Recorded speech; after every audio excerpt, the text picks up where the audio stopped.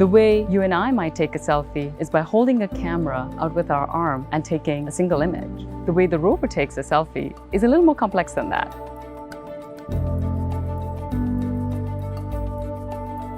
The way the rover takes a selfie is by using the Watson camera at the end of the robotic arm.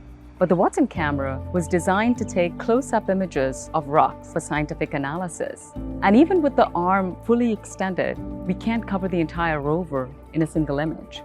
To capture the entire rover, we take multiple images and then stitch them together. In order to do that, we try to hold the Watson camera sensor in the same position to take the different images. In order to keep the camera at the same position and take the different image frames, the arm may actually have to move quite a lot. It can take up to an hour of arm motion and imaging to take that entire selfie.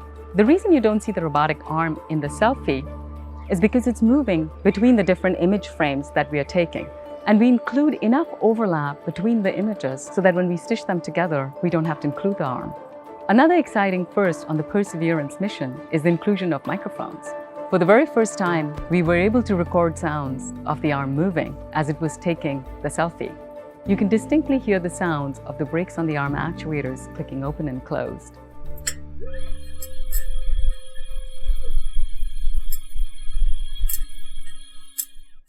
And at times, as the motors are changing speed, it almost sounds musical, like a flute.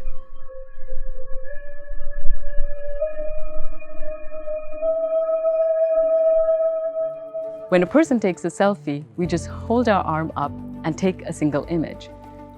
To create the first Perseverance selfie, it took an entire team of people working together for almost an entire week. In the end, it took 62 images stitched together to create the resulting selfie.